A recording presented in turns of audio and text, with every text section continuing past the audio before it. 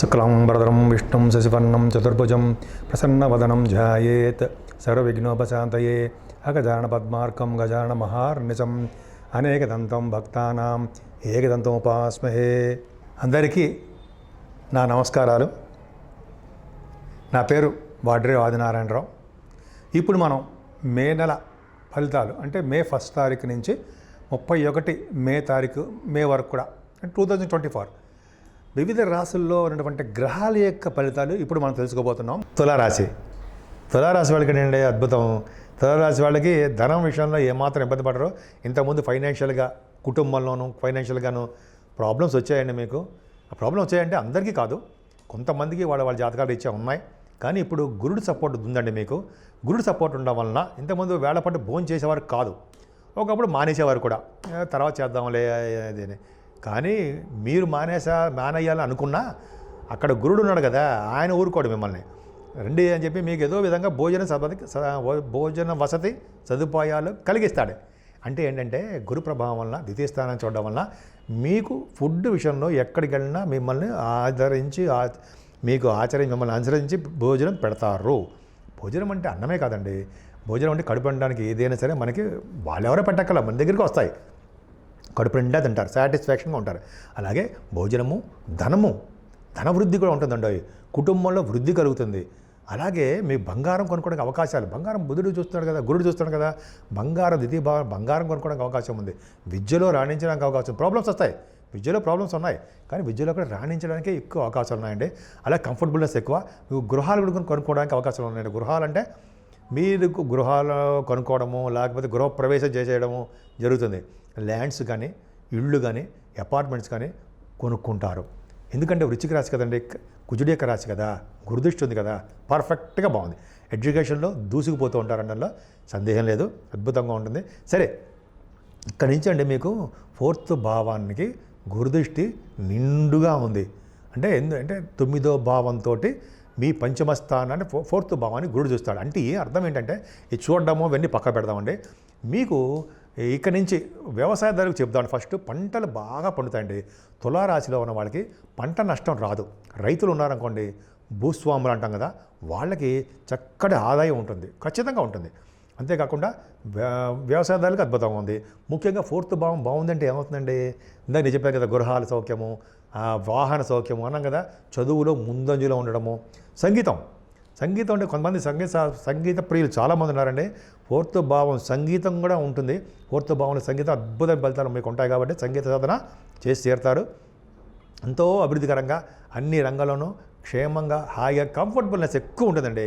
ఇంతకుముందు బాగా కష్టపడిపోయి ఉండేవారు, ఇప్పుడు అన్ని ప్రశాంతంగా కష్టపడతారు, దానికి తగ్గట్టుగా సుఖపడతారు. పంచమ భావంలో శని ఉన్నాడు కదా, టెన్షన్స్ పెడుతూ ఉంటాడు. ఎవరి మీద? పిల్లల మీద. పిల్లలు అంటే టెన్షన్ పడడం అంటే మీ పిల్లల మీద, లేకపోతే మీకు టెన్షన్ పడ్డము, మీ సంతానానికి టెన్షన్స్ పడ్డము. అంటే ఏమైపోతుందో అని టెన్షన్ పడ్డము, లేదా కొంతమందికి ఏమో పిల్లలు పుట్టడానికి లేట్ అవ్వడము జరుగుతూ ఉంటాయి. ఇంకేంటంటే స్టాక్ అండ్ షేర్స్లో పెట్టుబడి పెట్టే వాళ్ళకి జాగ్రత్తగా ఉండండి, లాసులు అవ్వడానికి అవకాశం ఉంది.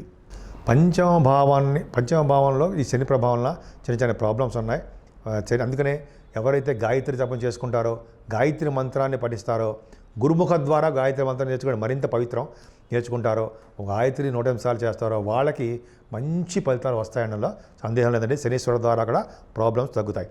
పెద్దవాళ్ళు పూజించడం కానీ, తల్లిదండ్రులు సేవ చేసుకోవడం కానీ, ఇవన్నీ చివరిలో చెప్తాను. సరే, 6వ భావంలో కుజుడు ఉన్నాడు.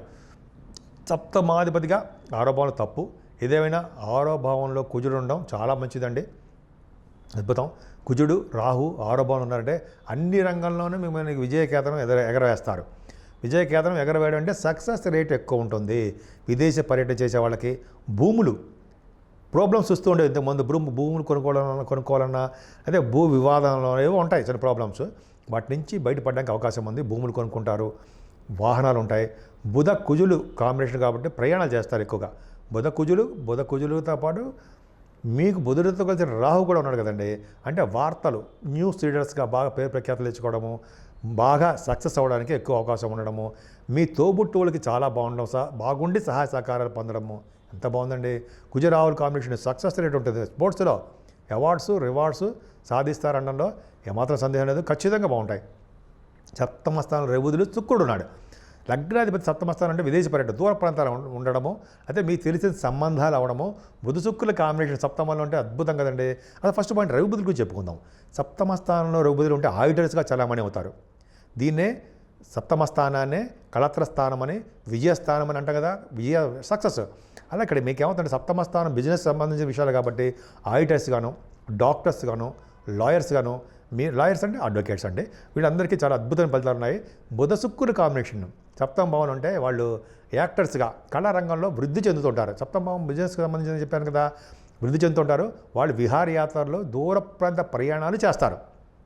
బుధ శుక్రుల కాంబినేషను, ఈ బుధ శుక్రుల కాంబినేషనే ఫోర్త్ భావానికి వర్తించిన కేంద్రాల్లో ఉన్నా కూడా వాళ్ళు భూములు ల్యాండ్స్ కొనుక్కోవడానికి, పైగా మీకు ఆ సప్తమ భావం మీకు మేషరాశి అయింది. కర్కాటక మేషరాశి అంటే కుజుడికి సంబంధించిన రాశి కాబట్టి మీరు భూములు కొనుక్కోవడానికి అవకాశాలు ఎక్కువ, వాహన యోగం కూడా ఎక్కువ ఉందండి.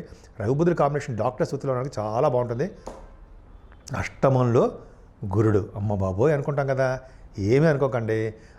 రవితో పాటు కుజుడు కూడా శుక్రుడు ఉన్నాడు. మీకు కాంబినేషన్ ఒక పాయింట్ చెప్పాలి. అసలు గురుడు అష్టమంలో ఉంటే ఎందుకంటే భయం ఎందుకండి, చిన్న చిన్న ప్రాబ్లమ్స్ ఇస్తాడా, ఏం ఇవ్వడు. ఎందుకనంటే మీకు 6th హౌస్ లార్డ్ 6వ భావం 8వ భావంలో ఉన్నాడు, అవునా?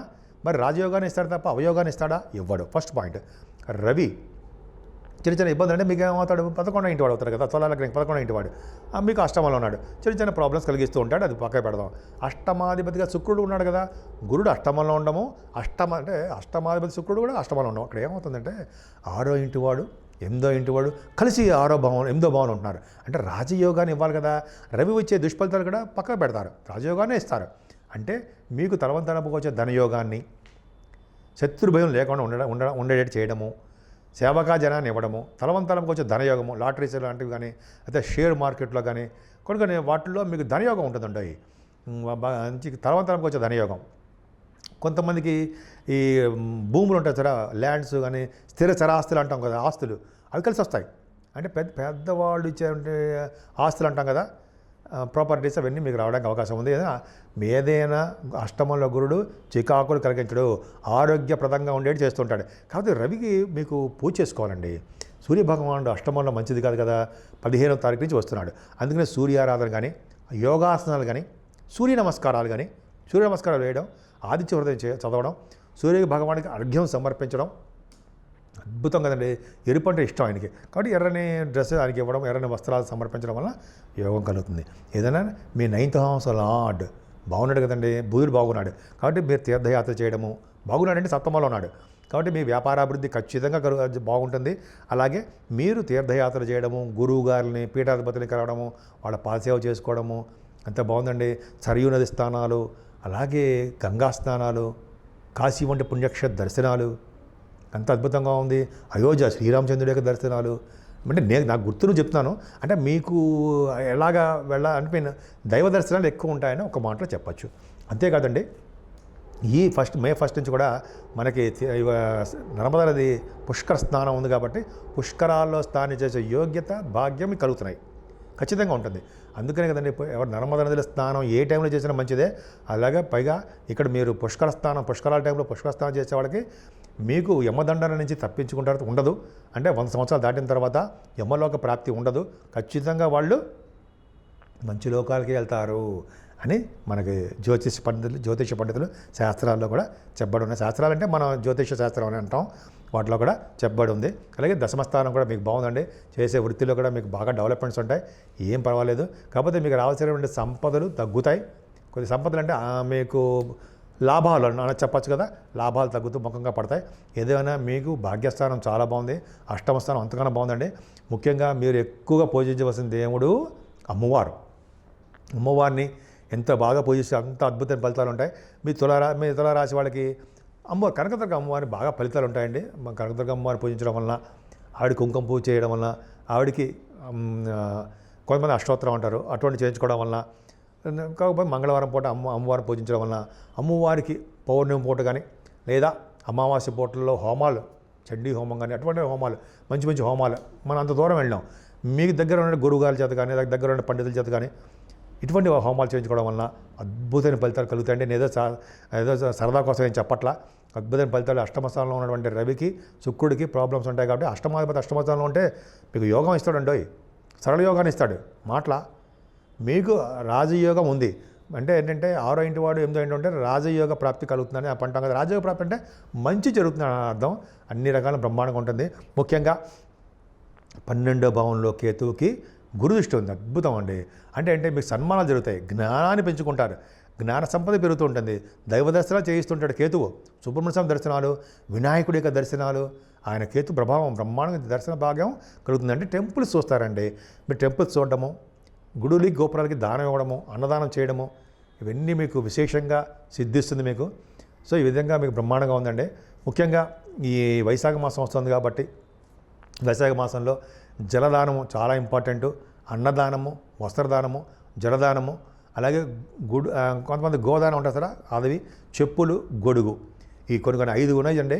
ఇవన్నీ చేసుకోవడం వల్ల మీకు ఫలితం బాగుంటుంది. మీ పూర్వీకులకి, మీ తర్వాత తరాల వాళ్ళకి కూడా మంచి యోగాన్ని ఇస్తారు. వైశాఖ మాసంలో చేసేటువంటి దానాలు అనంతమైన పుణ్యఫలాన్ని ఇస్తాయి అనడంలో సందేహం లేదు. ముఖ్యంగా జలదానము, చెప్పులు, గొడుగు, అన్నము, ఈ 4 అద్భుతమైన ఫలితాలు ఇస్తారన్న సందేహం లేదండి. మామిడి పళ్ళు కూడా వస్తున్నాయి కాబట్టి సద్బ్రాహ్మణుడికి దానం ఇవ్వడము.